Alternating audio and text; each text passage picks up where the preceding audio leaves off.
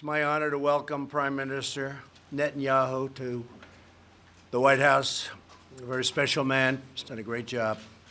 I want to begin by expressing our condolences to the Prime Minister and the people of Israel for the horrific Hamas rocket attack on Israeli homes this morning, which wounded 7 civilians at least, including numerous children.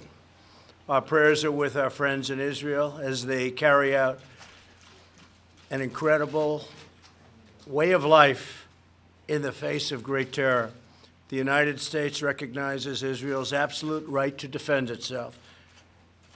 The despicable attack this morning demonstrates the significant security challenges that Israel faces every single day. And today I am taking historic action to promote Israel's ability to defend itself and really to have a very powerful, very strong national security, which they're entitled to have. In a moment, I will sign a presidential proclamation recognizing Israel's sovereign right over the Golan Heights. The State of Israel took control of the Golan Heights in 1967 to safeguard its security from external threats. Today, aggressive action by Iran and terrorist groups in southern Syria, including Hezbollah, continue to make the Golan Heights a potential launching ground for attacks against Israel, very violent attacks. Any possible future peace agreement must account for Israel's need to defend itself from Syria, Iran, and other regional threats. We do not want to see another attack like the one suffered this morning north of Tel Aviv. In our meeting today, the Prime Minister and I will discuss these dangers, as well as several mutual priorities in the Middle East and beyond. We'll be discussing other subjects also, including trade, but we will mostly be discussing this defense and perhaps offense. Under my administration, the unbreakable alliance between the United States and Israel has never been stronger. You read things, you hear things. It's never been stronger. Just remember that. People talk, but it's only talk. Our relationship is powerful. At this moment, the American Embassy stands proudly in Jerusalem, the capital the Jewish people have established, and they've wanted the embassy for many, many years, for many decades, and frankly, through many presidents. And we got it done. Not only did we get it done, we also got it built at a slight cost saving, like about $1 billion cost saving. And I want to thank Ambassador David Friedman for the job he's done, and Jason Greenblatt and Jared and everybody. They worked so hard together, so I want to thank you all. Thank you very much, Ambassador. You enjoying it? Thank you. And you love Israel? And America. Good. And America. I was waiting for him to say that. We have defeated the caliphate in Syria. We have withdrawn from the horrible Iran nuclear deal and imposed the toughest ever sanctions, and these are by far the toughest ever on the Iranian regime. It's having a big effect. Iran is not the same country that it was when I took office. The day I took office, we had threats all over the Middle East and beyond. Iran is a much different place right now than it was.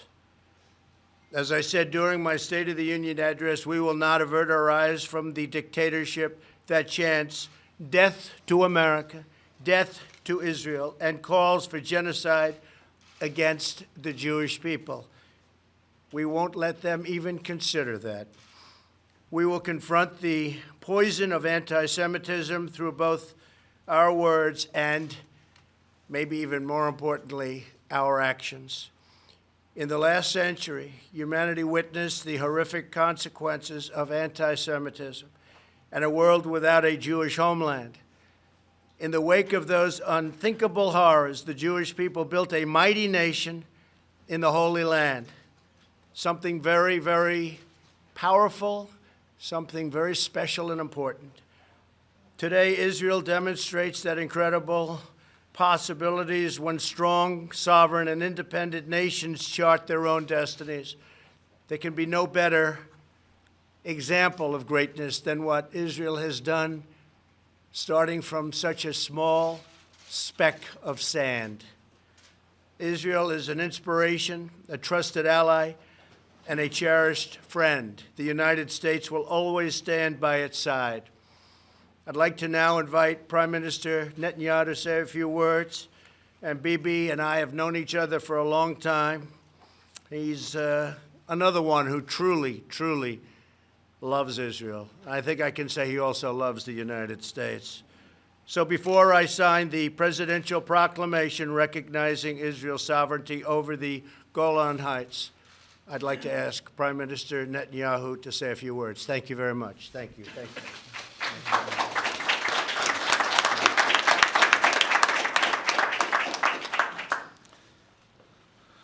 Mr. President, our dear friend Donald, you have shown consistently incredible support for Israel, for our right to self-defense. When we exercise that self-defense, you have never flinched. You've always been there, including today, and I thank you.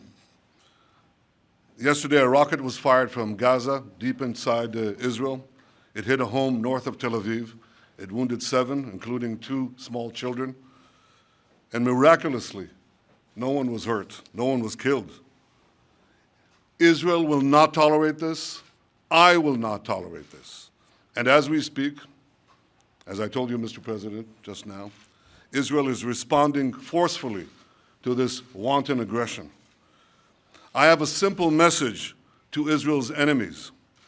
We will do whatever we must do to defend our people and defend our state.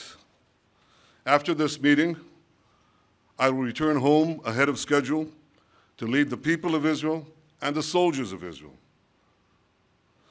But before I go, Mr. President, it was so kind of you to invite me to come here.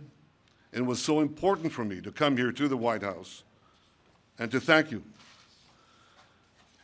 Mr. President, over the years, Israel has been blessed to have many friends who sat in the Oval Office. But Israel has never had a better friend than you. You show this time and again. You show this when you withdrew from the disastrous nuclear deal with Iran. I remember in one of our first meetings you said, "This is a horrible deal. I will leave it." You said it, you did it. You showed it when you restored sanctions against a genocidal regime that seeks to destroy the one and only Jewish state. You said, "I will restore those sanctions." You said it, and you did it. You showed that when you recognized Jerusalem as Israel's capital and moved the American embassy there and gave us a tremendous ambassador. You said it, you did it. And you've showed it once again today, Mr. President, with your official proclamation recognizing Israel's sovereignty over the Golan Heights. Mr. President, ladies and gentlemen, this is truly a historic day. For 2 decades, from 1948 to 1967, Syria rained deadly fire from the Golan Heights on Israel's citizens below. A generation of Israeli children lived in constant danger. And then, in 2 glorious days, in June 1967, the brave soldiers of Israel scaled those daunting heights and liberated the Golan. This has profound meanings for all Israelis and for me personally.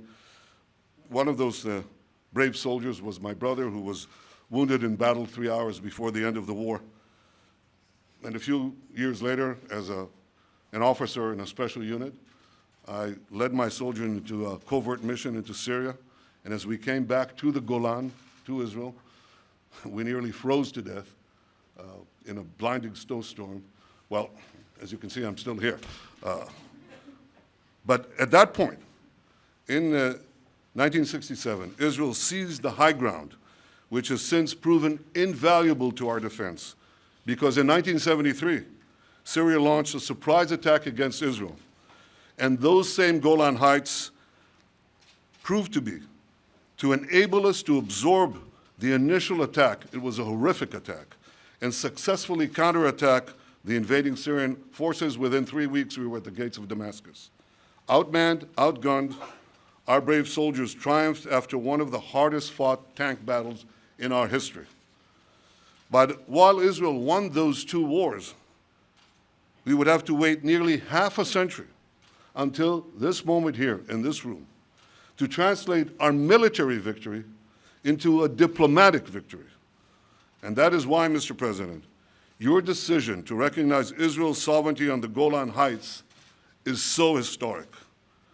Your recognition is a twofold act of historic justice. Israel won the Golan Heights in a just war of self-defense, and the Jewish people's roots in the Golan go back thousands of years.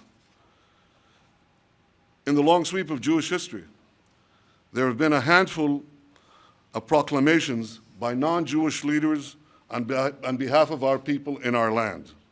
Cyrus the great Persian king, Lord Balfour, President Harry S. Truman, and President Donald J. Trump.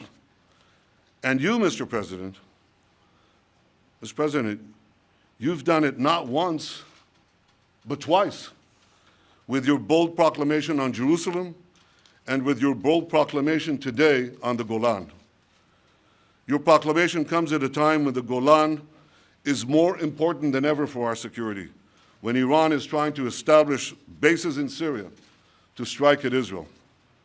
From across the border in Syria, Iran has launched drones into our airspace, missiles into our territory. Mr. President, just as Israel stood tall in 1967, just as it stood tall in 1973, Israel stands tall today.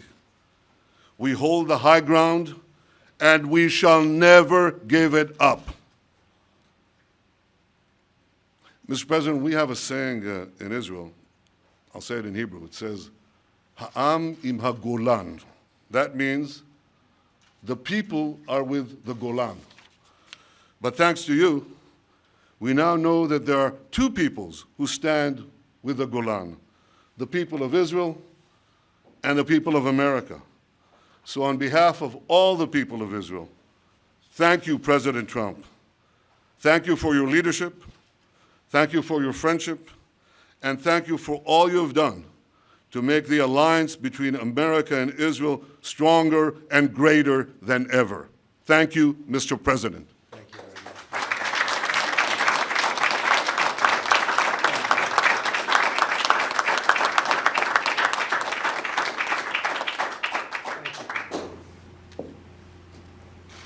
much. Thank you very much. That was beautiful.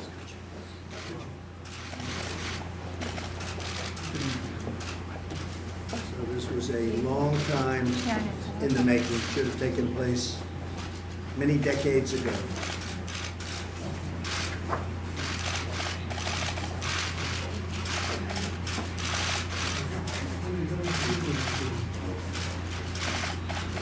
Maybe you can give this to the people in this room. Thank you.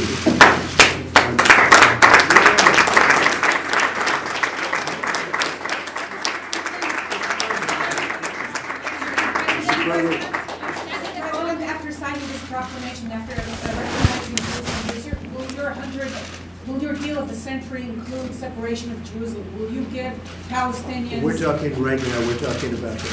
Thank you very much. Will Israel Thank you, have to everybody. pay something in Mr. order to President, have this Do you recognition? want to see Prime Minister Mr. President, Netanyahu be I the have next to Prime tell you Minister? that I brought you a case of the finest wine from Golan. I understand you're not a great wine drinker, but could I give it to your staff? Yes, And I hope they don't open an investigation on that. Mr. President,